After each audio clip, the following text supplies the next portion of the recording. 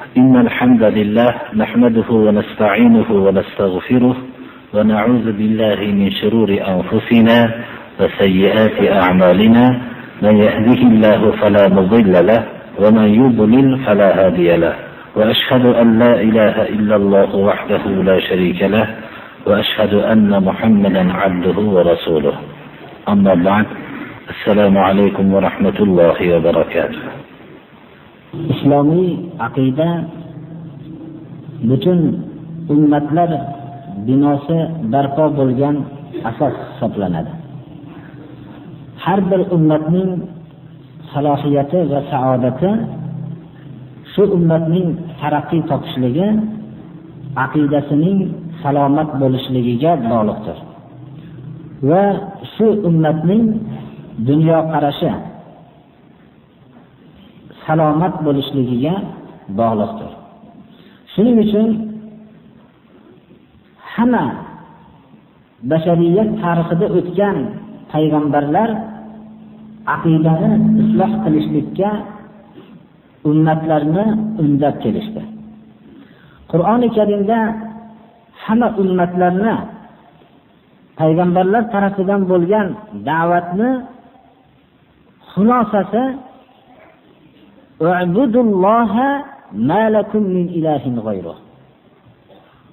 Allohga ibodat qilinglar, sizlarga Allohdan boshqa sig'iniladigan ma'bud yo'q degan mazmunni olib kelgan.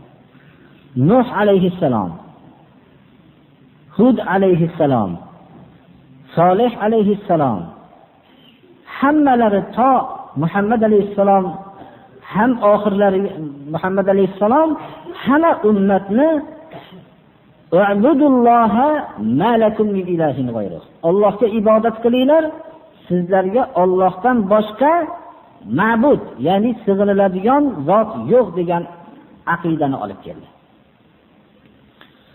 Shu aqidani ushlagan ummatlar taraqqiy topdi va saodatli bo'ldi. Shu aqidani ushlamagan ummatlar hammasi tushkunlikka uchradi va baxtsiz bo'ldi. Dinga mansub bo'lmagan millatlardagi bo'lgan qaysi bir halollik, to'g'rilikni ko'rsak, bilingki payg'ambarlarning da'vatlari natijasida vujudga kelgan. Buni insof qilgan dinsizlar ham tan oladi, birodarlar.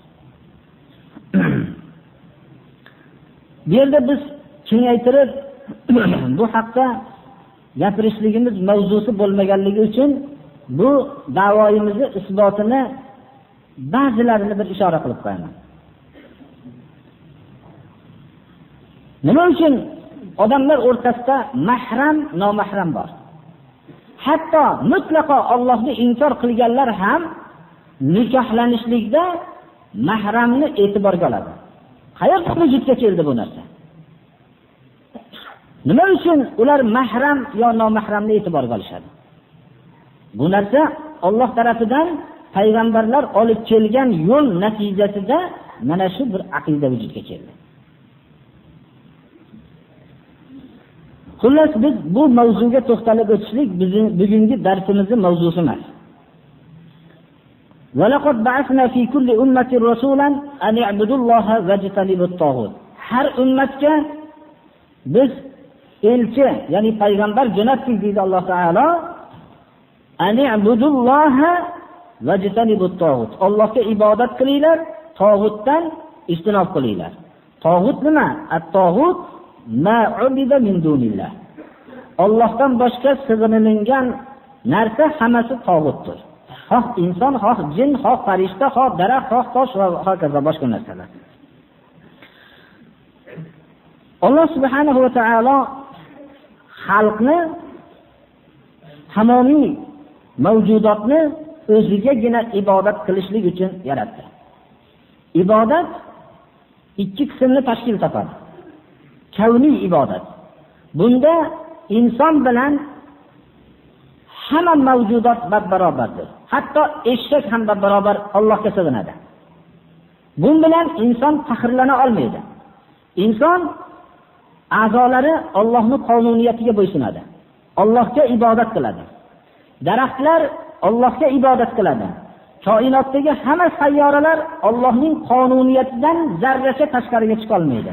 Insonning a'zolari ham Allohning qonuniyatidan zarra tashqariga chiqa olmaydi.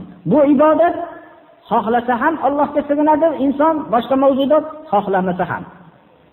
Quloq bilan eshitadi, ko'z bilan ko'radi, o'pka bilan nafas oladi, yurak ham o'zining xos Alloh tomonidan unga tayinlangan vazifasini o'taydi.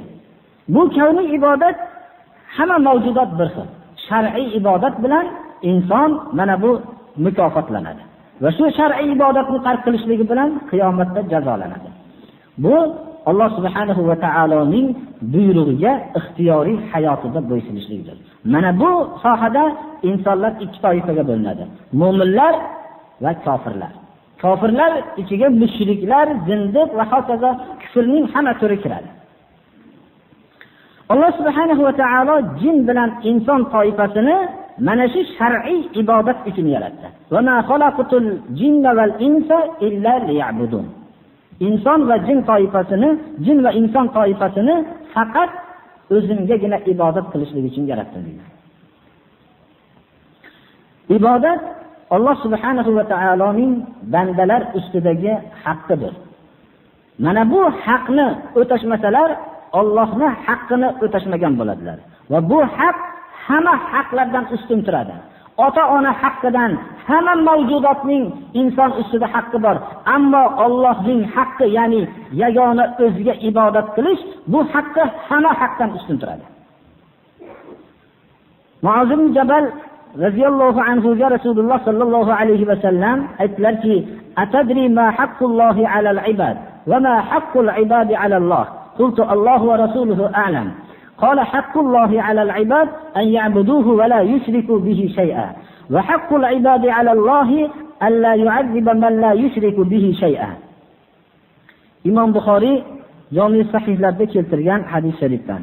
İmam Muslim ham Jami sahihlarda keltirilgan muttafaqun alayh hadisdir. Ey Muoz dedilar, Allohning bandalar ustidagi haqqini bilasizmi? Bandalarning Allohdagi haqqi nima ekanligini bilasizmi dedilar. Men aytdimki, Alloh rasuli biluvchiroq dedim. Allohning bandalar ustidagi haqqi, bandalar Allohga ibodat qilishliklari, hech bir narsani sharik qilishmagan holatda dedilar. Bandalarning ham Allohda haqlari bor dedilar. Agar bu kalimani Rasululloh sallallohu alayhi va sallam aytmasalar, bandalarning Allohda haqqi bor deyishlikka mu'minning tili jur'at qila olmaydi. Bandalarning Allohdagi haqqi, Allohga hech bir narsani sharik qilmagan kishini azob bermaslikdir. Takror aytamiz, bu haq mutlaqo hamma haqlardan ustun turadi. Bu haqdan biror haq baland turmaydi. Alloh subhanahu va taolo Qur'oni Karimda va qaba robbuka alla ta'budu illa iyyahu va bil validayni ihsana. Ota-onani haqqini bu haqdan keyinda zikr qildi. Qul ta'alu atlu ma harrama robbukum alaykum alla tushriku bihi shay'a va bil validayni ihsana. Ayting ey Muhammad alayhisalom, kelinglar, men Rabbiylar sizlarga harom qilgan narsani o'qib beray. Biz harom degan narsada birodarlar yemoqqa taalluqli bo'lgan narsaligini haromini bilamiz. Lekin bu yerda harom qilingan, Alloh tarafidan bizga harom qilingan narsaning birinchisi Allohga hech bir narsani sharik qilmaslik. Mana bu narsa haromdir, shirk keltirishlik. Va ota-onaga yaxshilik qilishlikni keyin zikr qilyapti. Bu haqni o'tash ummatni ikkiga bo'ladi. Bu haqni o'tovchi musulmon, mu'min ummat, bu haqni o'tamasdan mushrik bo'lgan ummatdir. Rasululloh sallallohu alayhi va sallam mana shu haqning poydevor ekanligi va shu haqni birinchi marta o'rnatishlik kerakligi uchun Rasululloh sallallohu alayhi va sallam Makka da 13 yil muddat odamlarni shu haqni bajarishlikka va shirkni yo'qotishlikka da'vat qilib keldilar. Qur'oni Karim oyatlarining asosiysida mana shu haqiqatni shu asosni bayon qildi. Har bir namoz o'quvchi odam farzmi, naflmi namoz o'qiydigan bo'lsa, Allohga shu haqni o'tashlikka har bir namozining har bir rak'atida ahd beradi. Iyyaka na'bud va iyyaka nasta'in deydi. Sengagina ibodat qilamiz, sendangina yordam so'raymiz deb ahd beradi. Bu haqni biz Alloh subhanahu va taolo inson tabiatida markazlashtirgan haq deb bilmoqligimiz kerak. Kullu mavludin yuladu alal fitra. Har bir tug'ilgan bola mana shu haqni o'tash tabiati bilan tug'iladi. Fitra pokiza tabiat bilan, tavhid haqiqatini shu haqni o'tashlik tabiati bilan tug'iladi. Buzuq tarbiya natijasida inson bu haqni esdan chiqaradigan maxluqqa aylanadi. Fa'abawahu yuhawidanihi va yunassiranihi va yumajjisanihi. Ota-onasi uni yahudi qiladi va nasoro qiladi va majusi qiladi. Bu haqni o'tamaydigan qiladi. Demak, biz bilishimiz kerakki, bu haq tubdir. Ya'ni asl o'rnashtirilgan haq mana shuni o'tashlikdir. Shirk unga orazi keyin paydo bo'lgan narsadir. Alloh subhanahu va taolo Qur'oni Karimda kana-nasu ummatan wahida. فبعث الله النبيين مبشرين ومنذرين وأنزل معهم الكتاب بالحق ليحكم بين الناس فيما اختلفوا فيه. Odamlar hammasi ummat vahida bo'lgan. Bir ummat bo'lgan. Ular hammasi tavhid asosida yashashgan.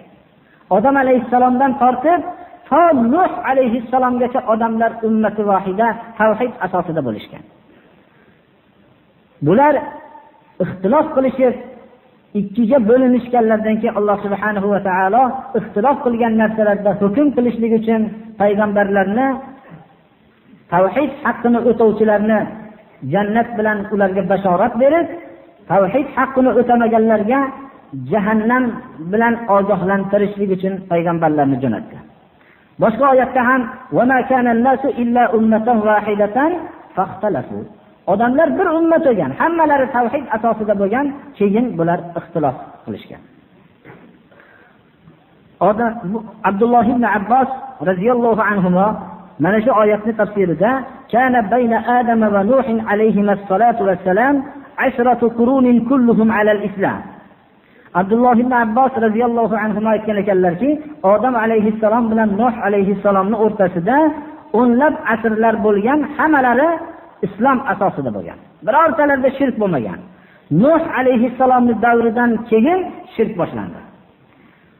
Bunga mana Qur'oni Karimda Nuh alayhissalomning xalqi va qalu la tazarunna alihatakum va la tazarunna gaddan va la suwa'an va la yaghus va ya'uq va nasra shu kalimalarni vad, suva, yag'us, ya'uq, nasr bular 5 ta nom zikr qilinadi.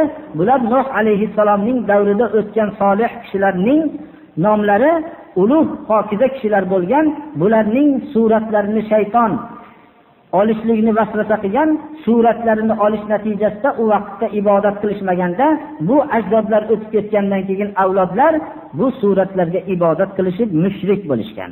Mana bu shirkning boshlanishligini Qur'oni Karim mana bu joyda ular mushriklar aytadiki, va bu beshovi nomni hech qachon bu ma'budiylarni tashlamanglar deb bir-birlariga vasiyat qilishgan edi.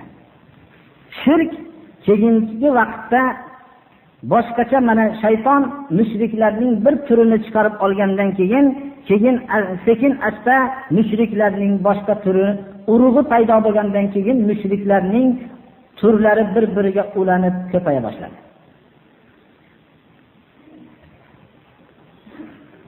Ba'zi bir toifalar borki,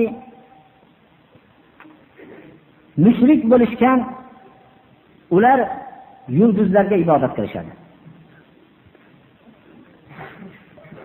Ba'zi toifalar borki,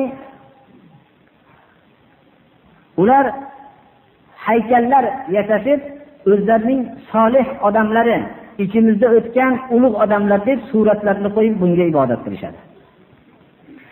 Ba'zi toifalar borki, oyga sig'inishadi.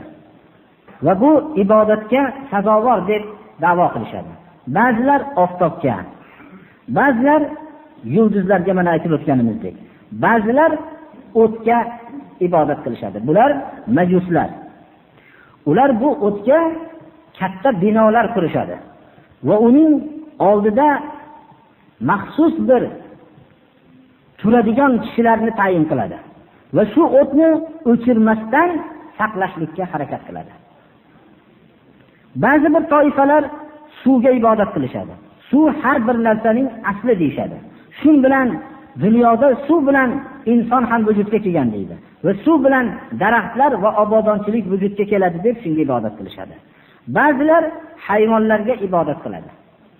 Hayvonlarning ichida otga ibodat qiladiganlar bor. Ba'zilar molga ibodat qiladiganlar bor. Ba'zilar bo'lsa insonlarga ibodat qiladi, tiriklarga ibodat qilsa, ba'zilari o'lganlarga ham ibodat qilishadi.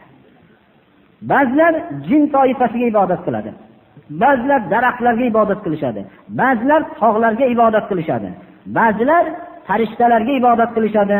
Xullas, yer yuzida hamma narsa o'zi Allohning ko'rsatmasidan chiqishlik bilan bir qandaydir o'ziga ibodat qiladigan ma'bud topib oladi. Shundan biz o'zimizga bir hozirgi so'zlardan bir xulosa chiqarishimiz kerakki, suratlarni devorga osish va haykalchalarni o'zining majlislariga qo'yib, o'zining uylariga qo'yib shunday qilishlar, bular hammasi insonlarni sekin asta shirkka olib boradi. Va yaxshilikni olib keladi va yomonlikni qaytaradi degan e'tiqodga olib boradi. Mana Nuh alayhisalomning qavmiga shu narsa vujudga keldi. Biz hozir tavhidning ma'lum bir turlari haqida bahs yuritamiz.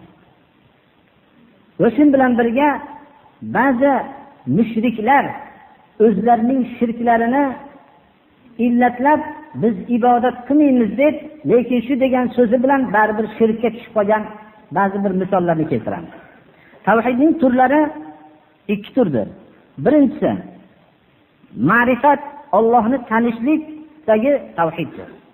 Bu tavhid tavhidur rububiyyah deb bilinadi.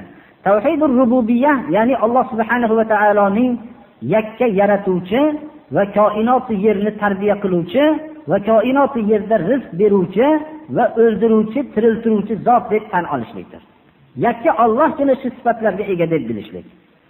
Bu turdagi tavhidda bilan siz bilan husumat qilib, siz bilan tortishadigan mushrik kam bo'ladi hayotda. Chunki Rasululloh sallallohu alayhi va sallam payg'ambar bo'lib kelgan vaqtdagi mushriklar Allohni rizq beruvchi deb e'tiqod qilishardi. Allohni o'ldiruvchi, tiriltiruvchi sifatiga ega deb bilishardi. Allohni koinot yerni boshqaradi deb bilishardi. Koinot yerni Alloh yaratgan deb e'tiqod qilishardi. Qul man yarzuqukum minas samai val ard amman yamliku as-sam'a wal absar va man yukhrijul hayya minal mayyit va yukhrijul mayyita minal hayy va man yudabbirul amr fasayaquluna Alloh oyati shunga dalolat qiladi. Rasululloh sallallohu alayhi va sallam mana bu sifatlarni qoyil bo'lgan mushriklarni la ilaha illallohga chaqirdilar. Ya ayyuhannas qulu la ilaha illalloh. Ey odamlar, la ilaha illalloh deylar deb chaqirdilar. Ularni bu Allohning bu sifatlariga qoyil bo'lishliklari ularni musulmonlar safiga olib kira olmadi. Ular la ilaha illalloh kalimasini tushunishdilarda aja'ala al-alihata ilahan wahida. Inna hadha la shay'un ujab. Shuncha ilohlarni bitta iloh qiladimi? Bu juda qiziq shu. Suvga alohida iloh, quruqlikka alohida iloh, tog'larga alohida iloh, daraxtlarga alohida iloh bo'lgani yaxshi emasmi deydi. Alloh subhanahu va taolo ularga yakka ma'budni isbotlayotgan vaqtda zalikumullohu robbukum la ilaha illahu xoliqu kulli shay'in fa'budu va huwa ala kulli shay'in vakil. Har bir narsani yaratuvchi bu zot sizlarni tarbiyat qilinglar, shu zotga ibodat qilinglar dedi. Ular Allohni har bir narsani yaratuvchi deb tan olishardi, lekin shu zotga ibodat qilishmadi. Shuning uchun mushrik bo'lishdi, shuning uchun Rasululloh sallallohu alayhi vasallam ular bilan kelishmadilar va ular bizga qarshi bo'lishlik iymondan bo'ldi.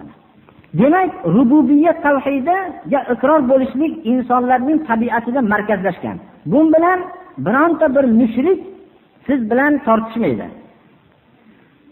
Magar bir dahriylar toifasiki Allohning vujudini inkor qilganlar, bular juda ozchilikni tashkil qiladi. Qur'oni Karimda bu dahriylarni ham zikri kelganki, va qalu ma hiya illa hayatuna dunya namutu va nahya va ma yuhlikuna illa ad-dahr. Ya'ni har bir narsani tabiatga nisbatlab hayotun mamot, buni hammasini tabiat o'ldiradi, tabiat tiriltiradi deb e'tiqod qilgan dahriylarning zikrini aytildi. Bularni Alloh subhanahu va taolo va ma lahum bizalika min ilmin inhum illa yazunnun, ularning mutlaqo ilmlari yo'q kishi, ularning so'zlari taxmindan boshqa narsa emas deb rad qildi. Bunday toifa bilan munozara qilishlikka o'zi asli yaramaydi. Alloh subhanahu va taolo ular haqida ularga hujjat qilib ba'zi narsalarni keltirgan Qur'oni Karimda. Qani insonlar o'ylasin, o'z-o'zidan vujudga kelishganmi yoki ular vujudga keltirganmi olamni? Koinot yerni ular vujudga keltirganmi? Albatta o'z-o'zidan vujudga keldim deyishlikni ayta olmaydi va tabiat olamdagi bir narsani yaratdim deb ham da'vo qila olmaydi. Mana bu narsa bilan ularning fikrlari botil bo'ladi. Hatto Fir'avn ham Allohni yaratuvchi ekanligiga iqror bo'lgan. Koinot yerni Alloh yaratgan deb bilgan. Mana bu narsani Musa alayhissalom Fir'avnga xitob qilganlarda, "Qala laqad alimta ma anzala haula'i illa robbus samawati val ard." Bu narsalarni koinot yerni Rabbi tarbiyat kunandasi tushirganligini sen aniq bilasan-u deb Musa alayhissalom xitob qildi.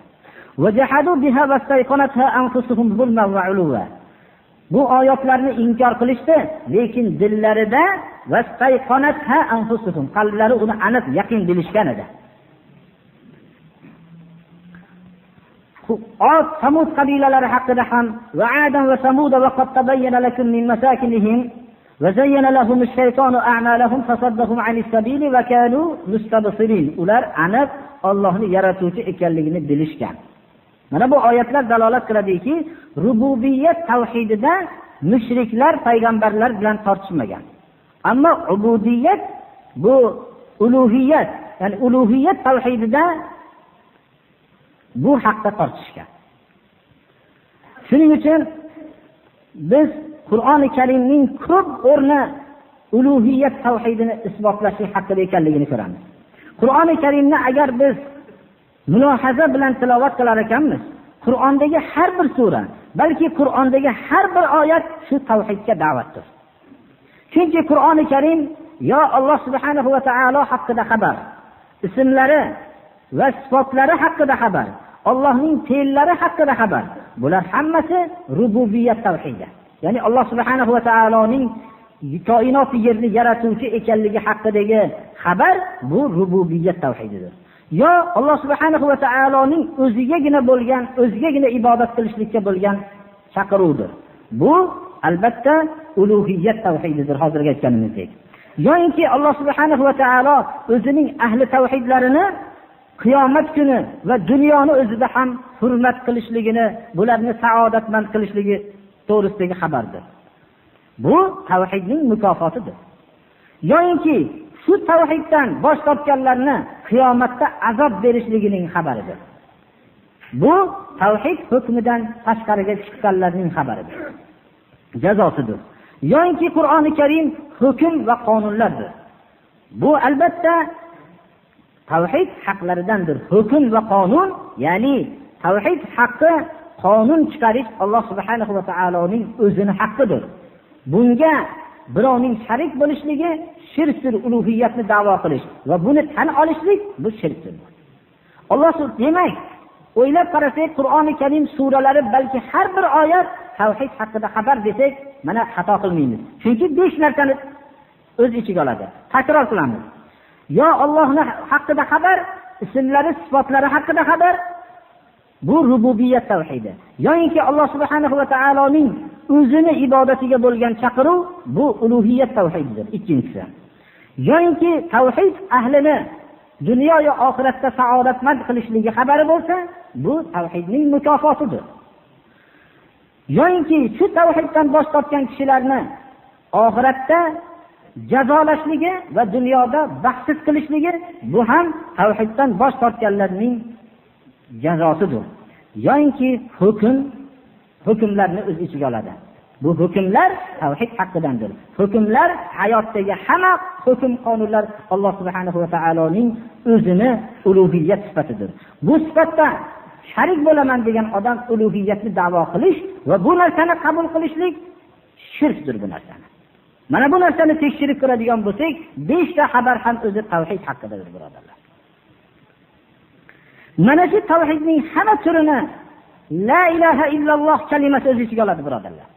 La ilaha illalloh kalimasi ming afsuslar bo'lsinki, bizni hozirgi musulmonlar tushunmaydi. Hatto shu Rasululloh sallallohu alayhi vasallam davridagi mushriklar tushungan tushunchani hozirgi musulmonlar tushunmaydi. Ular tushunishganliklaridan tamomiy Rasululloh sallallohu alayhi vasallamga qarshi bo'lishganlar. Ya'ni la ilaha illalloh kalimasi yagona ulug'iyat tavhidiga chaqiruv ekanligini mushriklar bilishgan. Bu bilan Allohni bor deyishlik bilan la ilaha illalloh kalimasini qabul qilish deb tushunishmagan.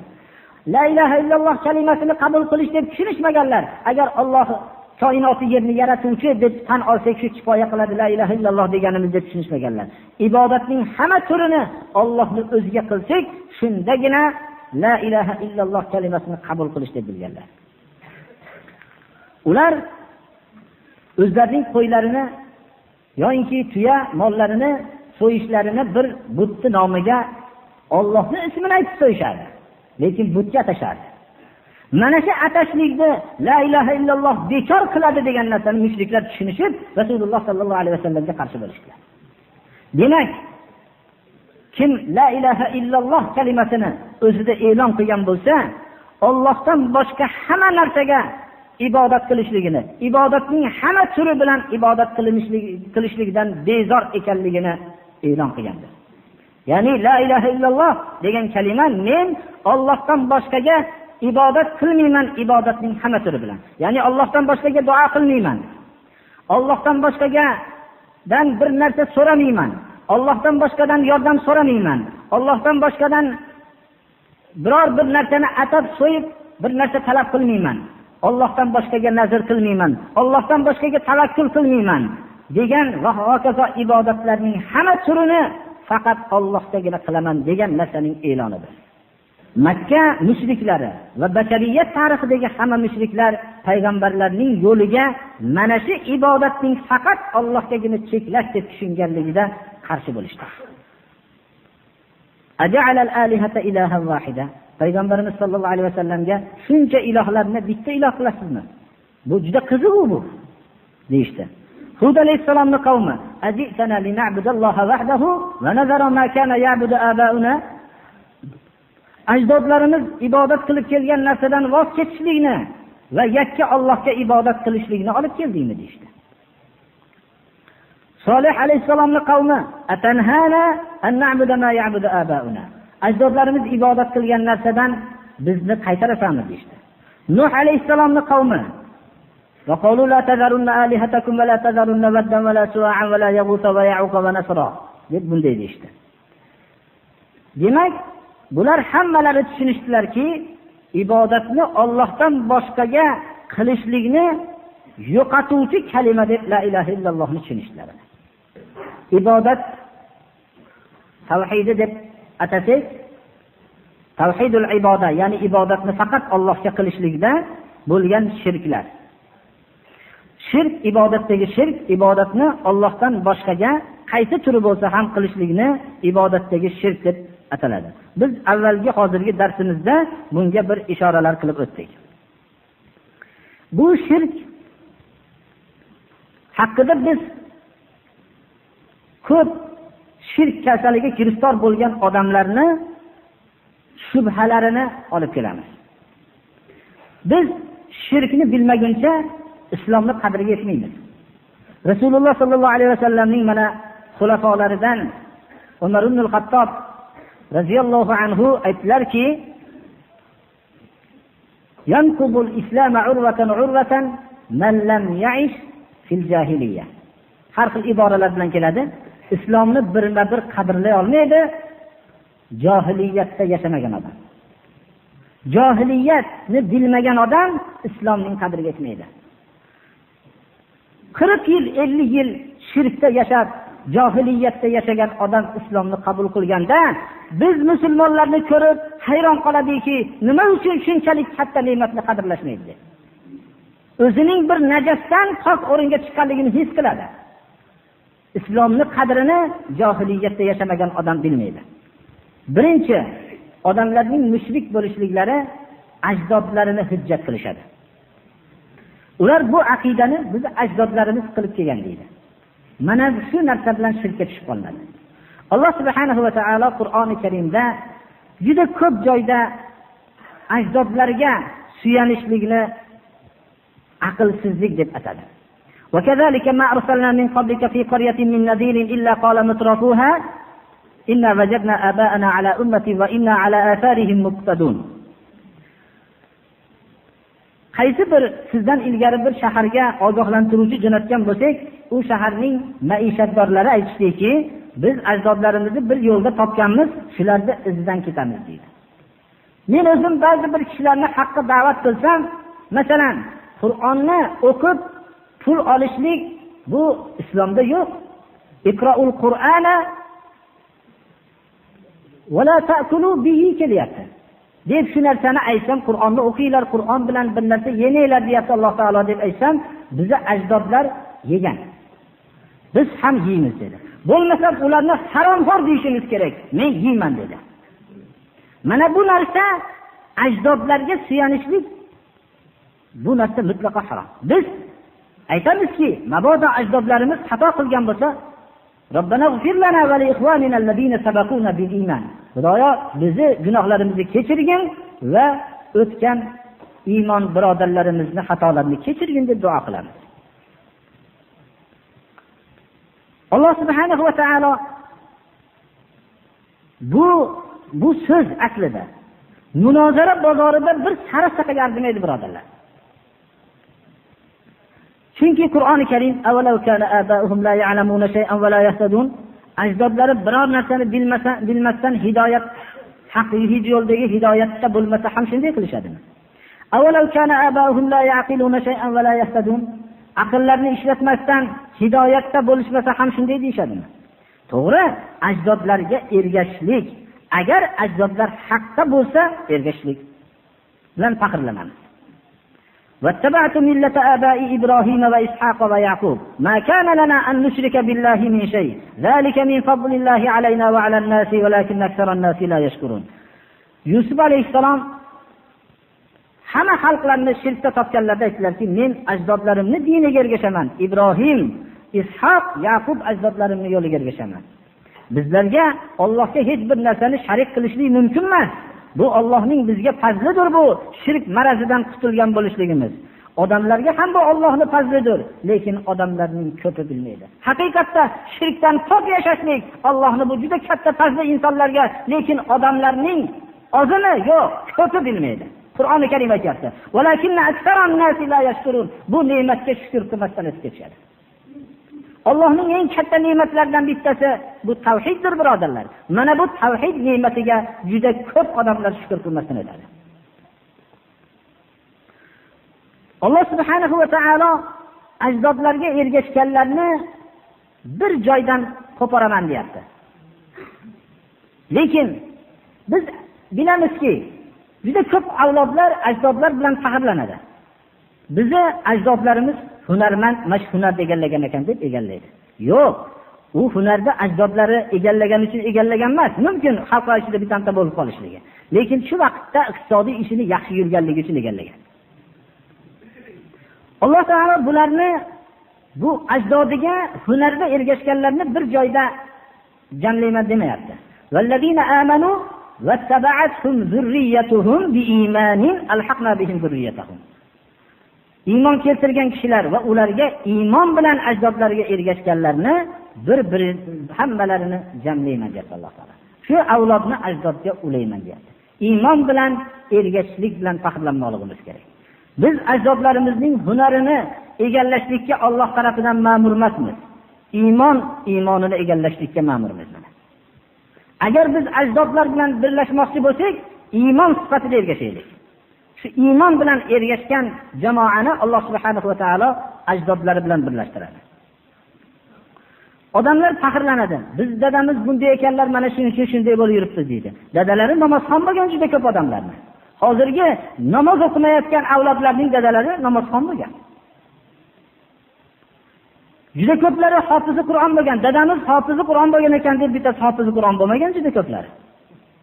Juda ko'p xudosizlarning dadalari xudosiz bo'lmagan. U qayerdan topdi bu hunarni xudosizligini? Qayerdan topdi mast qiluvchi ichimlikni ichishligini? Dadasi shunday mast qiluvchi ichimlikka mudminul xamr bo'lib shunday bo'lganmi? Qayerdan topdi dada ajdodlarning aytganiga ergashamiz deydi. Qaysi odamlarning ajdodlari shunday hayosiz to'ylarni qilgan? U bir havo narsa. Hech ajdodlarga ergashmaydi. Faqat bu o'zining botilini isbotlash. Shuning uchun Alloh taolo bularni aqlsiz, hech qanday ilmsiz odamlar deyapti. Haqiqatda aqllarini ishlatmagan odamlar. Chunki u ajdodining hech qaysi sohasiga ergashmagan. Alloh taolo bu narsani ko'p joyda yod qildi. Masamina bi hada fi aba'ina al-awwalin. Buni ajdodlarimiz hech eshitmadiku. Biror bir sunnatni ihyo qilaman desangiz namozda, bu ilgarida bunaqa gap yo'q edi-yu. Masamina bi hada fi aba'ina al-awwalin. O'tgan ajdodlarda bu narsa yo'q edi-yu. So'laring, ajdodga ergashasizmi deng. Nima siz bormidi sizni qilayotgan bu hayosiz to'ylaringiz? Bormidi sizni mana mast qiluvchi ichimlik ichishligingiz? Bormidi bu chagandaligingiz? Biror bir narsalar bormidi deb aytso'rang, birontasi yo'q. Ana bu narsani masamina bi hada fi aba. Demak, ajdodingiz hech narsa yo'g'ini qilyapsiz ekan, bu sunnatlardan yo'g'ini qilavering. Hatto hamma payg'ambarlar qavmlari, Solih alayhisalomning qavmi, atanhana an na'budu ma ya'budu aba'una. Shuayb alayhisalomning qavmi, asalatuka ta'muruka an natruka ma ya'budu aba'una. Shuayb alayhisalom namoz o'qidilar. Seni namozingmi bu ajdodlarimiz qilgan ishdan qaytarayotgan deyshadi. Hozirda ham bir namoz o'qisangiz, biror bir sunnatga amal qilsangiz, sen mana shu ish qilganingdan beri o'zgarib qolding deydi. Shu narsa sizni qilayotgan ishlarni qaytarayotgan shu amalingmi deydi. Mana namozingni shu bizni ajdodlar qilgan ishdan qaytarayotgan narsa deyshadi. Ibrohim alayhisalom ularga mana ma ta'budun dedilar. Nimaga ibodat qilyapsizlar dedilar. Butlarga ibodat qilyapsizlar. Qalu na'budu asnaman. Butlarga ibodat qilyapsiz. Tanawwalu laha akifin. Shunga o'zimizni bog'layapsiz. Qala hal yasma'unakum iz tad'un aw yanfa'unakum aw yadurrun. Shu duo qilayotganingizda sizlarni eshityaptimi? Bu quloqlarga gap kiryaptimi? Turgan butlarning qulog'iga yo bahrayib turgan ko'zlari ko'ryaptimi? Yo sizlarga foyda yetkazyaptimi, zarar yetkazyaptimi? Qalu bal wajadna aba'ana kadhalika fa'alun. Ajdodlar shuna qilishyapti, biz ham qilyapmiz deyishdi. Ana boshqa hujjat yo'q birodarlar. Nima deyish kerak endi? Ajdodiylar xato qilgan deyishlikda majbur bo'lasiz endi. Ba'zi vaqtda insonni haqqa chaqirsangiz, bu haq endi chiqqan bo'lsa, necha yillarda bu zalolat bo'lib kelgan bo'lsa, o'tganlarda ahvoli nima bo'ladi masalan deydi. Xuddi Fir'aun Musa alayhisalomga so'z aytgan. Musa alayhisalom haqqa da'vat qildi, tavhidga da'vat qildi. Fir'aun ko'p qizdirishlikka urindi atrofdagilarni. Ko'rasizlarmi bu nima deyapti? U kishi hushyorlik bilan da'vatda nihoyatda biz hozir da'vatni kengaytirib aytadigan o'rni emas uni. Fir'aun oxirida fama balul qurunil uladi. Avvalgi asrda odamlarning holi nima bo'ladi masalan dedi. Ana xuddi bu narsa qala ilmuha inda robbi. Bu o'tgan asrlarning ilmi Rabbimning huzurida. Nima bo'lganligini biz bilmaymiz. Biz mana bu haqni chaqiramiz deb shunday dedilar. Demak, bu hozirgi Qur'oni Karim bizga olib kelgan narsalardan bilamizki, kufr, shirk millati vohida. Buni urug'i bir birodarlar. Tarixda ham bir bo'lgan, hozir ham bir, buni bu yerda ham shu bo'ladi. Shu so'zlar bilan qarshilik ko'rsataveradi. Yana shirkning shubhalaridan bittasi qadar bilan hujjat qilish. Shu qazoyi qadar shu ekan, peshonamizga bitgani shu ekan, shunday bo'lib o'tyapti deydi. Qur'oni Karimga biz murojaat qilamiz. Tarixdagi mushriklar xuddi shunday derdi.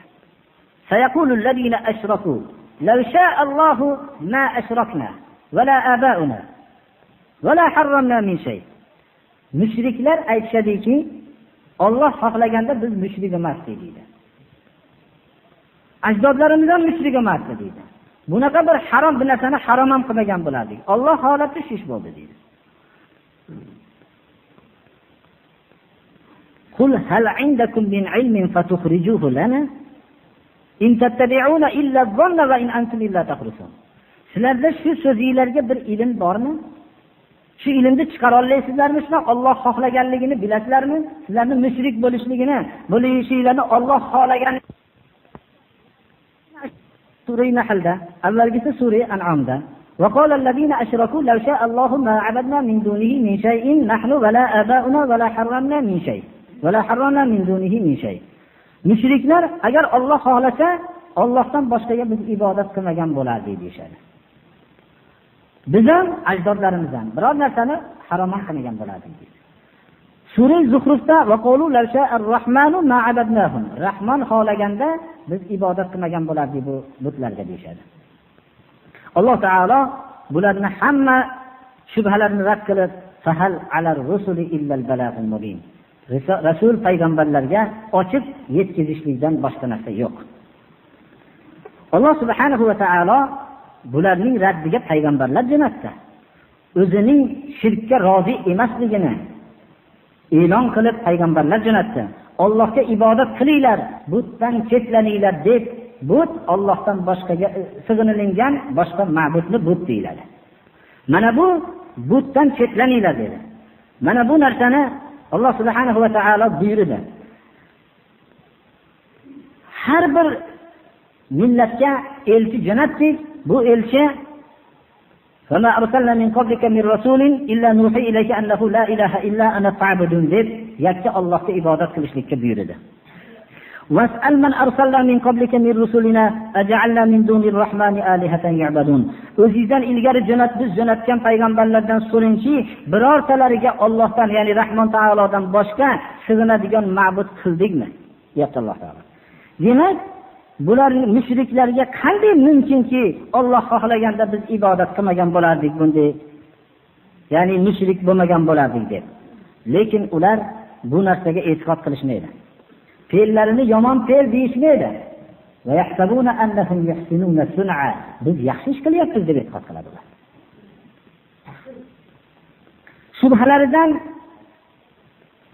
bittasi la ilaha illalloh kalimasini nutq qilishligini o'zi jannatga kirishlikka kifoya qiladi deydi. Agarki shirk va kufr fe'llarini qilsa ham shu kifoya qiladi deyshadi. Bu mutlaqo la ilaha illalloh kalimasini tushunmaslikdir. Chunki mana hadisi Utbonda fa innalloha qad harrama alan nari man qala la ilaha illalloh yabtaghi bizalika wajhalloh. Allohning rizosini shu bilan talab qilgan bo'lsa, Alloh taolo la ilaha illalloh kalimasini aytgan odamga jahannamni harom qiladi. Ya'ni Allohning rizosini talab qilgan bo'lsa. Imom Muslimning rivoyatlarida man qala la ilaha illalloh va kafara bima ya'budu min dunillah kalimasi borki, Allohdan boshqa sig'inilingan ma'budlarga kofir bo'lsa deb qayd qilingan. Bundan tashqari mana Imom Hasanga aytildilarki, odamlar aytishadiki, la ilaha illallohni kim aytsa jannatga kiradi deyishdi. Deganlarda aytgan ekanlarki, man qala la ilaha illalloh fa adda haqqaha va fardaha dakhala al-janna. Kim la ilaha illallohning haqqini va la ilaha illalloh farz qilgan buyruqlarni bajarsa jannatga kiradi dedilar. Biz darslarimizda ko'p aytganmiz, mana bu la ilaha Vahb ibn Munabbihning so'zlari la ilaha illalloh jannatning kalidimi deganlarda kalidi, lekin kalidning tishi bo'lsa kalid bo'lib ochiladi dedilar. Bu tishlari la ilaha illalloh farz qilgan amallardir. Shubhalardan bittasi shuki, ummati Muhammad zalolatda jamlanmaydi, shuning uchun shirkda ummati Muhammad bo'lmaydi degan da'voni qilishadi. Bu da'vo xatodir. Nabiy sallallohu alayhi va sallam o'zlari xabar berdilarki, bu ummatda Yahud nasoralarga o'zini o'xshatish vujudga keladi dedilar. Yahud nasoralar mushrik emasdan kim birodarlar? Payg'ambarimiz sollallohu alayhi va sallamdan Imom Buxoriy rivoyatlarida keltirilgan hadis sharifda la tattabi'unna sanana man kana qablakum huzwal quzzati hatta law dakhalu juhra dabbin la dakhaltumuhu. Qalu ya Rasululloh al-yahud wan nasara qala faman. Sizlar o'zingizlardan ilgarigi ummatlarning yo'liga xuddi bir oyoq kiyimini bir poyi ikkinchi poyi bilan barobar bo'lgandek ergashib ketasizlar. Xuddi yahud nasoralarning o'zi bo'lib qolasizlar dedilar. Hatto bir kalta kesakdan kattaroq, echkemardan kichikroq bir hayvon bir chekalarda yashaydi. Shunaqa bir iniga ham ular yahud nasoralar kirgan bo'lsa, buni nima qilamiz deyaga kirib demasdan sizlar ham shu yerga kirasizlar dedilar. Shunda yo Rasululloh o'tgan ummatlarni deb yahud va nasoralarni aytyapsizlarmi deganlarda, kim aytyapsan bo'lmasam dedilar. Hozirgi vaqtda ham juda ko'p an'analarni qilayotgan, o'zini musulmonman deb sanagan odamlarni tekshirsangiz, bu an'analarni kimni yo'liga kelayotganligini bir tekshirishmaydi. Ergashasizlar dedilar. Demak, payg'ambarimiz sollallohu alayhi vasallam xabar beryaptilarki, shu o'zlaridan ilgarigi yahud nasoralarning qilgan diyon, fe'llar, odatlarni hammasini qilishliklarini. Mana bu xabar berdilar. Hatto payg'ambarimiz sollallohu alayhi vasallam xabar berdilarki, bu Sunan Abu Dovudda keltirilgan hadisda annaha la taqumu as-sa'a hatta yalhaqa hayyun min ummatihi bil mushrikina va hatta ta'budu fi'amin min ummatihi al-awthan. Qiyomatni qoyim bo'lmasligini, o'zlarining ummatlaridan bir toifani mushriklarga qo'shilib ketmasdan va hatto ummatlardan ko'p jamoalar butlarga ibodat qilmaguncha qiyomat qoyim bo'lmasligini xabarini berdilar. Demak, shirk ummati Muhammadda bo'lmaydi, biz qilayotgan narsa shirk emas degan da'volar xatodir. Ba'zi shubhalari shuki, biz Allohdan tashqari hojatlarimizni so'rayotganimiz yo'q. Bu tog' toshlarga borib, mazoratlarga borib so'rayotgan narsamiz, hojatlarimizni so'rayotganimiz yo'q. Foyda so'rab kelayotganimiz yo'q, zarar so'rab kelayotganimiz yo'q. Lekin Allohning huzurida shafaat qilishliklarini umid qilyapmiz deyshadi. Chunki ular Allohning huzurida hurmatli kishilar, salohiyatli, bizdan ko'ra martabalari balandroq salohiyatli kishilar, shularning shafaatini umid qilamiz deyshadi. Shafaat kitob va sunnat bilan sobitdir. Bunda shak shubha yo'q. Lekin bu kitob va sunnatda sobit bo'lgan shafaat bu shafaat emas birodarlar. Ayni Makka mushriklari mana bu narsani hujjat qilishardi. Vallazina ittakhadhu min dunihi awliya ma na'buduhum illa liqarribuna ila Allohi zulfa. Allohdan boshqa ma'budlarga sig'inayotganlar biz Allohga bir qisman yaqin qiladi deb ibodat qilyapti, xolos deyishardi. Ya'ni bir qisman ozgina bo'lsa ham yaqin qiladi bizlarni deb. Ular Makka mushriklari bu sig'inayotgan butlari foyda zarar yetkazmaydi deb e'tiqod qiladiganlari ham bor edi. Faqat Allohning huzurida bizlarni shafaat qiladi deyshadi. Hozir foyda zarar yetkazmaydi deb e'tiqod qilishadi. Mana oyatdan hujjat va ya'buduna min dunillahi ma la yadurruhum va la yanfa'uhum va yaquluna ha'ula'i shifa'una 'indalloh. Ular aytishardiki, Allohdan boshqaga ibodat qilishardi, zarar ham yetkazmaydigan, foyda ham yetkazmaydigan narsaga ibodat qilishardi. Ular bilishardi. Zarar ham foyda ham yetkazmaydi deb e'tiqod qilgan narsalarga nimaga ibodat qilyapsizlar deyilsa, haula'i shifa'una 'indalloh. Allohning huzurida bizlarni shafaat qiluvchi deb e'tiqod qilishardi. Mana shu oyatni mazmuni ularga zarar ham foyda ham yetkazmaydi deb e'tiqod qilganliklariga dalolat qiladi. Shafaat haqida haqdir. Shafaat haq. Shafaat Alloh subhanahu va taolodan talab qilinadi. Shafaatni o'lgan kishilardan talab qilinmaydi. Qul lillahi shafaatu jami'a, lahu mulku samawati val ard. Shafaatning hammasi Alloh subhanahu va taoloning o'ziga xosdir. Shafaat ikki shart bilan hosil bo'ladi. Ya'ni qiyomat kuni Alloh subhanahu va taolo ba'zi kishilarga shafaat qilishlikka izn beradi. Ya'ni Allohdan shafaatni inson talab qiladi. Alloh hurmat takrimatan xususan janob Rasululloh sallallohu alayhi vasallamga shafaatga izn beradi va kimlarni shafaat qilishlikka izn beradi. Ba'zi solih kishilarga ham Alloh taolo izn beradi va kimlarni shafaat qilishlikka izn beradi. Demak, shafaatning vujudga kelishligining ikkita sharti bor. Birinchi, shafaat qiluvchiga izn bo'lsin. Alloh tarafidan izn bo'ladi. Man vallazi yashfa'u indahu illa bi izni. Allohning huzurida Allohning iznisiz shafaat qiladigan kim? Hech kim shafaat qila olmaydi. Va la yashfa'una ikkinchi sharti Alloh ixtiyor qilgan odamga shafaat qiladi. Va la yashfa'una illa liman yurtado. Alloh ixtiyor qilganida shafaat qilishadi odamlar. Agar Alloh izn bermasa, farishtalar ham shafaat qila olmaydi. Kam va kam min malakin fis samawati la tughni shafa'atuhum shay'an illa min ba'di an ya'zana Allahu liman yasha'u wa yarda. Alloh o'zi ruxsat bergandan keyin, o'zi ixtiyor qilgan odamiga ruxsat bergandan keyin shafaati foyda beradi. Yawma idhil la tanfa'u shafa'atu illa man adina lahu ar-rahmanu wa radiya lahu qawla. Alloh subhanahu va taolo ruxsat bergan va o'zi shu shafaat qilishlikka rozi bo'lib ixtiyor qilganlarni Alloh taolo huzurida shafaati manfaat beradi. Demak, Alloh subhanahu va taolo ruxsat bergani yo'q shafaatni talab qilishlikni farishtalardan, jinlardan yo boshqa kishilardan shafaat talab qilishlikka ruxsat bergani yo'q. Chunki kullillahi shafaatu jami'a. Shafaat Alloh subhanahu va taoloning o'ziga xosdir. Allohdan shafaat qilish biz shafaat talab qilamiz. Alloh subhanahu va taolo shafaat qiluvchi insonga ruxsat beradi. Kimni shafaat qilishlikka ruxsat bersa, shuni shafaat qiladi. Shuning uchun biz shafaatni Alloh subhanahu va taolodan talab qilamiz. Shubhalaridan bittasi mana Qur'oni Karimda eng qattiq shubhalaridan inson agar mukammal bilmasa aldanib qolishligi mumkin bo'lgan shubhalardan bittasi mushrik odamlarning Qur'oni Karimda ya ayyuhallazina amanu taqulloha va btaghu ilayhil vasilata. Ey iymon keltirgan kishilar, Allohdan taqvo qilinglar, Allohdan qo'rqinglar va Allohga vasila talab qilinglar.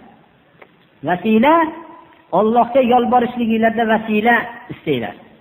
Ulaikallazina yad'una yabtaguna ila rabbihimul vasilata ayyuhum aqrab. Vasila kalimalaridan shubha vujudga kelgan. Ular shu oyatdan demak o'zlari bilan Alloh o'rtasida vositalar qilishlik mashru' deb bilishgan. Lekin Qur'oni Karimning bu oyati u ma'noda emas, birodarlar. Vasila qilish ikki qism bo'ladi. Mashru' shar'iy vasila qilish va mamnu' ya'ni noshar'iy shariatga xilof vasiladir. Alloh subhanahu va taologa asmoul husno bilan sifatlari bilan vasila qilishligimiz bu shar'iy vasiladir. Valillahil asmaul husna fad'uhu biha. Allohning asmo'i husnosi bor, shu bilan duo qilinglar, shuni vasila qilib. Demak biz duo qilamizki, ya Alloh, ya arhamar rohimin, ya mannan, ya zal jalali val ikrom kalimalari bilan Allohning asmo'i husnosini vasila qilib duo qilamiz. Ikkinchi, o'zidagi muhtojlik vasila qilib Allohga yolborish. Robbi inni massaniyazzurru va anta arhamur rohimin. Ayyub alayhisalom, ey Rabbim, meni shunday og'ir bir kasallik meni ushladi. O'zing rahim qiluvchilarning rahim qiluvchirog'isan deb o'zining muhtojligini vasila qiladi. Boshqa mana Zakariya alayhisalomni so'zlariki Robbi inni vahanal 'azmu minni washta'ala ar-ra'su shayba va lam akun bi du'aika robbi shaqiya. Qarigan vaqtlarda ey Rabbim, men qaridim, so'raylarim yumshadi, sochlarim oqardi, meni bir zurriyotsiz qo'ymagin, bir zurriyot mendan keyin bir merosxo'r qolsin deb o'z zurriyot Allohdan talab qildilar, vasila qildilarki o'zlarining ojiz, zaifliklarini. O'zlarining zulm qilganliklarini vasila qilib Zunnun Yunus alayhissalom duo qildilar. La ilaha illa anta subhanak inni kuntu minaz zolimin dedilar. Yaxshi solih amallarni vasila qilishlik. Robbana innana sami'na munadiyan yunadi lil imani an aminu bi robbikum fa amanna. Faghfir lana zunubana, Robbana faghfir lana zunubana va kaffir 'anna sayyi'atina. Gunohlarni mag'firat qilinishligini iymon keltirganlik vasilasini qilishyapti. Robbi amanna. Biz iymonga chaqiruvchini eshitdikda iymon keltirdik, mana iymonimizni vasila qilib sendan gunohlarimizni mag'firat qilishligini talab qilamiz deydi.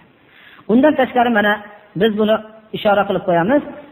Imom Buxoriy rivoyatlarida 3 ta kishining g'orda ichida qolib ketib, u g'orda ichida solih amallarini vasila qilib duo qilganligini hammamiz bilamiz. Bittalari ota-onalarining xizmatini nihoyat darajada yaxshi o'taganligi, ikkinchilari fahsh qattiq gunohdan o'zini xoli vaqtda tiyganligi, uchinchilari birovning haqqini komil darajada o'taganligi, omonatga xiyonat qilmaganligini vasila qilib bizga najot bergin deb duo qilishdilar. Alloh subhanahu va taolo duolarini ijobat qilib najot berdi. Mana bu solih amallarni Rabbim o'zingni yo'lingda o'qidim, o'zingni yo'lingda omonat bilan shu xizmat qildim, o'zing menga najot bergin deb mana bu solih amallarini, hayotda qilgan amallarini vasila qilib turib duo qilishlik, bu Alloh subhanahu va taolo buyurgan vasiladir. Ammo bir kishi yana vasilalarning bittasini aytib o'tishimiz kerak ekan, undan keyin mamnu' vasilani aytamiz. Bir kishi solih odamning oldiga kelib, meni haqqimga bir duo qiling deb duo qilishligi bu shar'iy vasiladir. O'zidan katta odamdan meni haqqimga duo qiling deyishligi shariat buyurgan vasiladir. Rasululloh sallallohu alayhi vasallam de zot ham ba'zi vaqtlarda ashablarga aytar ekanlarki, Umar ibn al-Xattobga aytdilarki, la tansana ya akhi min duaika.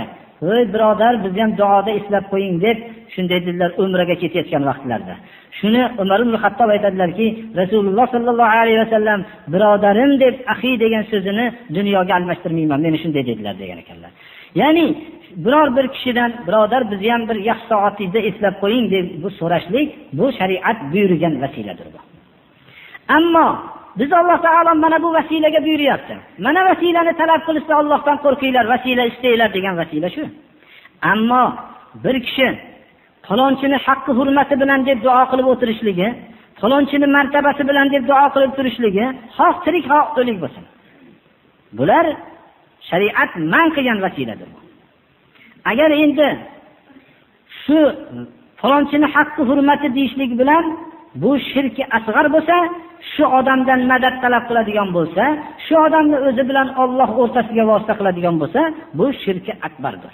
Masalan, shu odamga biror narsasini atab so'yishligi, qabriga nazar qilishligi yo falonchi madad bering deb nido qilishligi, bular shirki akbardir, Alloh kechirmaydi.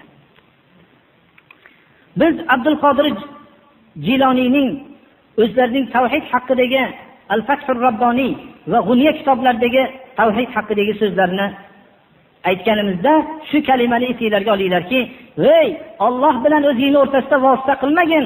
Alloh bilan o'zingni o'rtasiga vosita sig'adigan joy yo'q. Magar sen shirk bo'ladigan bo'lsa, u vosita sig'adigan maydondan katta maydon ochilib ketadi. Allohdan shunday uzoq bo'lib ketasan" dedilar. Bu Abdul Qodir Jiloniyga iltijo qilib madad so'rashlikni qiyomat kuni shunday deganlar Abdul Qodir Jiloniyga ham tuhmat qilishgan odamlardir. Bular Allohning vahdoniyatiga chaqirgandir bular hammalari. O'ninchi ba'zi odamlar tushlarga suyanishadi, hikoyalarga, tagi tush bo'lgan hikoyalarga, falonchi tushda ko'rgan ekan. Tusonchi masalan shunday deb kitobda o'qigan ekan. Mana bu narsalar hammasi tush narsadir. Tush hech qachon shariat hukmini halolni harom, haromni halol qila olmaydi birodarlar. Payg'ambarlarning tushigina vahiydir birodarlar. Tush Alloh subhanahu va taolo bandaga bildirgan ba'zi bir ilhomlardir. O'zining shaxsiy hayotida bu ilhomlardan foydalanadi. Ba'zi kishilar Qur'oni Karimda biz darsimiz ilmiy bo'lganligi uchun shuni bilib qo'yishinglar kerak. Walau annahum izzalamu anfusahum ja'uka fastaghfirulloha vastaghfara lahumur rasul lawajadulloha tawwabar rahima oyatini ba'zi odamlar mushriklikka hujjat qilishmoqchi bo'lishadi. Agar ular o'zlariga zulm qilishgan vaqtida sizni oldingizga kelib Allohga istig'for aytsa, Rasul ham istig'for aytsa, ularga Alloh subhanahu va taolo ularning tavbalarini qabul qiluvchi topishadi degan oyatni Payg'ambarimiz sollallohu alayhi vasallam o'tib ketganlardan keyin mana shu kishini oldiga kelsa degani ham bo'laveradi va shunda istig'for aytsa yoki boshqa solihlarni o'tib ketgan qabrlarga kelsa deganga hujjat qilishmoqchi bo'ladi. Biror bir sahobalardan bir kishi Payg'ambarimiz sollallohu alayhi vasallamning qabrlariga kelib istig'for aytganliklari bu biror sahobalardan rivoyat qilingan emas. Payg'ambarimiz sollallohu alayhi vasallamning qabrlarini oldiga borgandagi sunnat amal salom berishlikdir va salovat aytishlikdir. Abu Bakr radhiyallohu anhu Umar ibn Xattobga salom berishlik, Abdulloh ibn Umar rivoyatlari u kishining bu amallari bilan bizga hujjat bo'ladi. Sahobalarning qilgan ishlari bizga hujjat bo'ladi. Assalatu vassalamu alayka ya Rasululloh deb salovat salomni aytib o'tilinadi. Mana bu narsa bizga sunnat bo'lgan narsa budir. Sahobalar qilgan ish shudir birodarlar. U narsa ja'ukadan murod bu yerda tushda falonchi ko'rgan ekan degan narsalarni hujjat qilishlik bu hech qachon yaramaydi. Bu Rasululloh sallallohu alayhi vasallamning hayotlarida zulm qilib qaytib kelishsalar, payg'ambarimiz sallallohu alayhi vasallamning qalbi muboraklari shunchalik keng bo'lganki, shunchalik islomga, Rasulullohga zulm qilgan odamlarning xatolarini kechirib, ularning tavba, ular bilan birga Allohga tavba qilishib duo qilishganliklariga, ulug' qalb egasi ekanliklariga dalolat qiladi. Shubhalardan bittasi, biror bir kishini oldiga borib, falon qabrni yo falon joyda duo qilganda maqsadi hosil bo'lgan deyshadi. Kasali yaxshi bo'lib qolgan va hokazo shunga. Odamlar hammasi dunyodan tandurust borishlikka qiyomatda so'raydi deb o'ylashadi. Qiyomatda sen nima kasal olib kelding degan savol bor deb o'ylashadi. Shuning shundan boshqa savol yo'q deb o'ylashadi. Shuning uchun tamomiy vujudlarini tandurustlikka bag'ishlashadi. Agar tandurust bo'lib qoladigan narsa najasni ichib turib yaxshi bo'lib qoladigan bo'lsa ham shu narsani maqtab ichaveradi. Mana hozirgi vaqtda ko'p vaqtda savol qilinadiki, bavlni ichib tuzalib qolsa bo'ladimi deb. Birodarlar, bu narsa juda bir xatarli savol bu. Bu bavl shunday narsaki, insonning biror bir libosiga tegsa ehtiyot bo'lmasa, azobi qabrga sabab bo'ladigan amaldir. Rasululloh sallallohu alayhi vasallam bir qabrni, ikkita qabrni oldidan o'tdilar va aytdilarki, azoblanishyapti dedilar. Gunoh kabira sababli azoblanmayapti bular dedilar. Keyin yo'q, gunoh kabira sababli azoblanyapti dedilar, vahiy kelgandan keyin. Bittalari chaqimchilik bilan o'tgan edi. Ikkinchisi bavlidan, o'zining bavlidan ehtiyot bo'lmagan dedilar. Ya'ni birovlarning bavlidan emas, birodarlar, o'zining bavlidan ehtiyot bo'lmagan dedilar. Fatana la yastatiru min bavlihi. Shunda demak, o'zining bavlidan ehtiyot bo'lmaslik, tahorat qilayotgan vaqtda bu azobi qabrga sabab ekan. Libosiga tegishli. Buni iste'mol qilish haqida bu gapirishlik bu juda uyatga bu musulmon odamlarga. Odamlar nima bo'lsa, hali oldingi darslarimizda aytgandek, ro'para kelgan narsani hammasini dori deyishardi. Masalan, biror bir hayvon ham qolmadi dori masaga. Hatto hamma hayvonlar, vahshiy hayvonlar ham bu insondan qochadigan darajaga tushib ketdi. Endi bavlni aytib olishlari bu juda bu nihoyat darajada musulmonlarning ashaddiy dushmani tarafidan aytilgan narsa bu. Xullas, biz shu xulosaga kelamizki, Allohdan boshqa ma'budga ibodat qilayotganlar, ibodatning qaysi turi bo'lsa ham ularning hech qanday hujjati yo'q. Va man yad'u ma'allohi ilahan akhar la burhana lahu bihi. Shuning uchun bu shirk maraziga giriftor bo'lgan odamlarning hamma hujjatlari botildir. Alloh subhanahu va taolo buyurgan amalning eng kattasi tavhid bo'lsa, qaytargan narsalarning eng kattasi shirkdir. Alloh subhanahu va taolo shirkni hech qachon kechirmaydi. Innalloha la yaghfiru an yushraka bihi va yaghfiru ma duna zalika liman yasha. Va man yushrik billahi faqad iftara isman azima. Shirk yana xulosa eng katta zulmdir. Kim shirk amalni qilgan bo'lsa, eng katta zolim hisoblanadi. Inna shirka la zulmun azim. Kim shirk maraziga giriftor bo'lgan bo'lsa, Alloh taolo unga jannatda harom qilgan, uning joyi jahannamdir. Innahu man yushrik billahi faqad harramallohu alayhi al-jannata va ma'wahu an-nar. Kim shirk kasaliga giriftor bo'lgan bo'lsa, mushrik bo'lib najasga aylanadi. Ya ayyuhallazina amanu innamal mushrikuna najas fala yaqrabul masjidal harama ba'da amihim hada. Haram sharifga kirmasin, bu mushriklar najas deyapti Alloh taolo. Mushrik haloluddan val mol. Islom hukmi barpo bo'lgan diyorlarda mushrikning moli va qoni haloldir. Fa idan salahal ashhurul hurum faqtulul mushrikeena haythu wajadtumuhum wa khuzuhum wahsuruhum waq'udu lahum kull marsad. Fa in tabu wa aqamus salata va atuz zakata fakhallu sabilahum. Shirkdan tavba qilib, namozni barpo qilsa, zakotni o'tasa, unda yo'lini xoli qilib qo'yiladi. Ba'zi oyatlarda sizlarning birodaringlardir deyapti Alloh taolo. Mushrik nihoyat darajada qattiq adashgan maxluqdir. Mushrik go'yoki shirk keltirgan vaqtida baland osmondan tushib mayda bo'lib, uni qushlar cho'qib, jasadlarni mayda qilib, u shamollar uchirib tashlagan holatga giriftor bo'lganidan ham battardir. Go'yoki shunday bo'ldi. Va man yushrik billahi faka'annama qarra minas samai fatakhtafuhu at-tayru aw tahwi bihi ar-rihu fi makanin sahiq. Mushrikka o'g'il bola bo'lsa, uni uylantirish, bunga birontasi qizini berishligi mumkin emas. Agar mushrika qiz bo'lsa, uni olishlik mumkin emas. ولا تنكحوا المشركات حتى يؤمنن ولا أمة مؤمنة خير من مشركة ولو أعجبتكم ولا تنكحوا المشركين حتى يؤمنوا ولا عبد مؤمن خير من مشرك ولو أعجبكم. Mushrik undan amal qabul bo'lmaydi, ibodati sahih bo'lmaydi. ولقد أوحي إليك وإلى الذين من قبلك لئن أشركت ليحبطن عملك ولتكونن من الخاسرين ولو أشركوا لحبط عنهم ما كانوا يعملون. bunga hujjatdir. Alloh subhanahu va taolodan panoh istaymiz shirk va nifoq kufrdan. Mana bu bizga shirk haqidagi ba'zi ma'lumotlarning, mushriklarning ba'zi hujjatlarini biz bayon qilgan bo'ldikki, bizi ummatimizga juda ko'p shirk amallari kirib ketgandir. Alloh subhanahu va taoloning oyatining mo'jizligi yana bir bor bilinadiki, va ma yu'minu aktsaruhum billahi illa va hum mushrikun. Shirk haqida bu amali shirk desiz, odamlar biz iymon keltirgan, bizni mushrik deysanmi deyshadi. Alloh aytayaptiki, odamlarning ko'pi iymon keltirmaydi, magar iymon keltirdik deyshadi-yu, mushrik holatda iymon keltirdik deyshadi deyapti. Bu Allohning so'zi birodarlar. Mana iymon keltirdik degan odamlarning ichida ko'pchiligi mushrik ekanligini Alloh Qur'onda bayon qilyapti mana. Mana bu narsadan biz nihoyatda ehtiyot bo'lmoqligimiz kerak. Chunki Allohning huzuriga agar bir kishi iymon bilan, tavhid bilan borsa, xatolari ko'p bo'lsa ham Alloh subhanahu va taolo kechiradi. Xohlasa kechiradi. Xohlasa ma'lum gunohiga yarasha azoblanib jannatga daxil bo'ladi. Ammo shirk bilan dunyodan ketsa, har qancha kechasi turib ibodat qilgan bo'lsin, kunduzi nafl ro'zalar tutgan bo'lsin, Alloh subhanahu va taolo uning amalini qabul qilmaydi va uning joyi jahannamdir. Bu hech qanday bir olimning so'zi emas. Alloh subhanahu va taoloning azaliy kitobidagi so'zdir.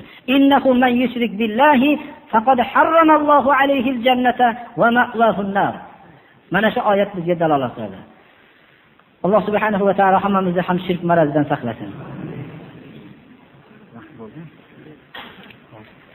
Fazoil sahobadan o'qib beraylik desak, o'zimiz vaqtni o'tkazib qo'yibmiz. Inshaalloh 2 safar shunday deb qoldi, yana safarga Alloh nasib qilsa o'qiymiz inshaalloh.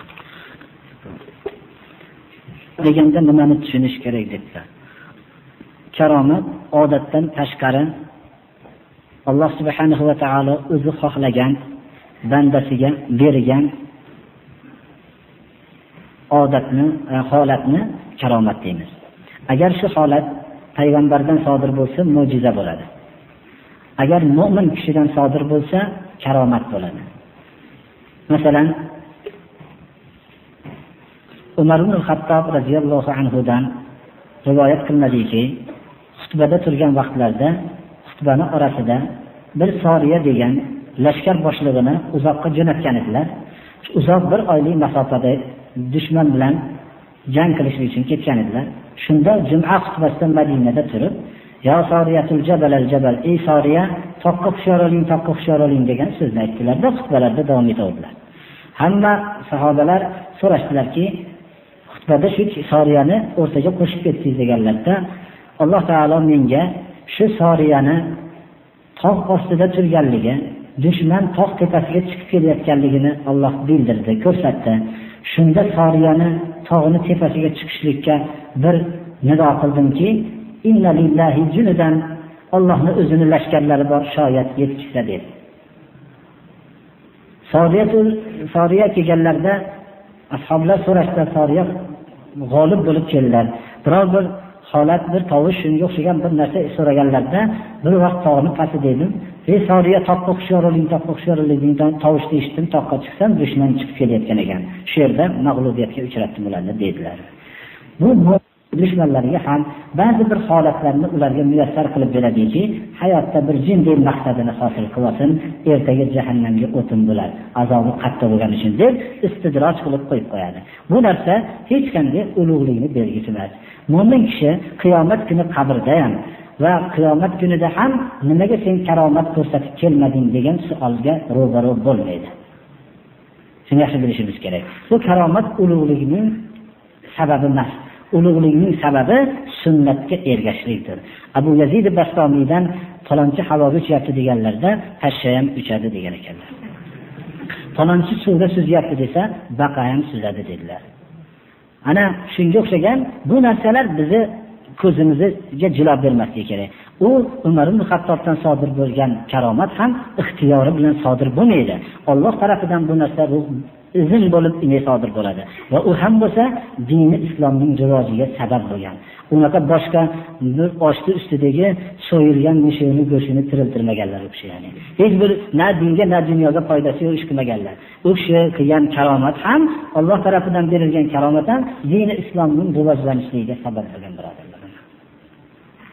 Savol bo'lganligi uchun albatta javob beramiz. Namozni farzini o'qib bo'lgandan keyin sunnati yoki vitrni o'zi tamomlab imom duo qilishini kutib turish kerakmi yoki kutib turmasdan turib masjiddan chiqib ketishi kerakmi? Bu savolda masjiddan shuna qilib turib chiqib ketishligi ham vojib emas, o'tirishligi ham vojib emas. Dedi turib chiqib masjiddan chiqib ketish kerakmi desa, chiqib ketadimi, o'tiradimi ixtiyori. Tarz o'qildimi? Tarzdan keyin ma'sur duolarni o'qishlik bu sunnatdir. Rasululloh sallallohu alayhi vasallam shu ma'sur duolarni o'qiganlar. Shundan keyin bir odam sunnatni uyda o'qiyman deb ketsa ham haqqi bor. Vitrni uxlab turib, ertadan turib o'qiyman desa, aniq turishligiga ishonchi bo'lgan odam bo'lsa, savobi ko'p bo'ladi. Vitr aslida o'zi bir uxlab turib o'qilishi kerak. Agar hozir endi qodir bo'lmasa, uxlashdan ilgari agar yangi tahorat qilib o'qisa ham bo'laveradi. Lekin ba'zi bir kishilar hozirgi vaqtda birodarlar farz o'qigandan keyin sunnatni mana shu bir joyda o'qiydigan bo'lsa, bu sunnat o'qimaydi degan gaplar, bu vitrdan o'qimaydi degan gaplarni ko'p tarqatishadi. Shunaqa fitnalarga sabab bo'lmasligi uchun ba'zi mashhur kishilar vitrni jamoatda ichida o'qiganligini bilmasa, shu fitnalarga sabab bo'lmaydi. Aslidagi masala farzni masjidda o'qishlik afzal, boshqa namozlarni uyda o'qishlik afzal. Xat yozishda sal bir tushunarli qilib yozish kerak. Men tushunganim shu bo'lyaptiki, agar bir mo'min birodarni shayton bir kishini deb gapirish kerak. Chunki birodarni desa shaytonni yonida turganimizga bir nima qoladi. Bir odamni shayton bitta gunohga chaqirsa, shundan qanaqa qilib qutulish kerak edi? Allohning zikriga murojaat qilish kerak. Alloh buyurganda yashasa, shu shaytonni Alloh taolo inna ibadi laysa laka alayhim sulton deyapti. Meni bandalarimga ey shayton seni qudrating bo'lmaydi deyapti. U Allohning bandasi bo'lishlikka harakat qilsin har bir amalida. Shuna bo'lsa shayton uni vasvasa qila olmaydi. Misvoq degani ya'ni tishga ishkaydigan narsa degani ismi olat. Qaysi daraxtning shoxidan bo'lishligi bizga tayin emas. Tishga ishkaydigan, tishning og'izda bo'yini oladigan achchiqroq daraxtlardan qilinsa misvoq bo'ladi birodarlar. Ko'proq mana Iroq daraxti arablarda mana ko'p misvoqlarda shu yaxshiroq bo'ladi. Mabodo shu tishga ishqab va shu tishni og'izni bo'yini oladigan achchiqroq bo'lsa, bu misvoq shundan foydalanadi. Xo'p, bir kishi bir duo qiling debdi, Alloh taolo dardlarga shifo bersin. Alloh taolo hammamizning ma'naviy dardlarimizga ham shifo bersin. Shirk marazdan Alloh saqlasin. O'tgan vaqtlarda shu shirkni qilgan bo'lsak, Alloh o'zi kechirsin. Alloh subhanahu va taologa mana tavba qildik. O'tgan vaqtdagi kasallardan shunaqa shirk kasallarimizga. Agar tavba qilsalar, namozni barpo qilsalar, zakotni o'tasalar, sizlarning birodaringlar deyapti. Darrov shu shirkni eshitib, qaytib tavba qilsa, bu odamni mushriksan deb hisob qilinmaydi. Amali habata bo'lmaydi o'qigan shirki bilan. Ya'ni darrov tavba qilgan bo'lganligi uchun. Alloh subhanahu va taolo hammamizni ham haq yo'lda barqaror qilsin. Darsimizni davom etsin.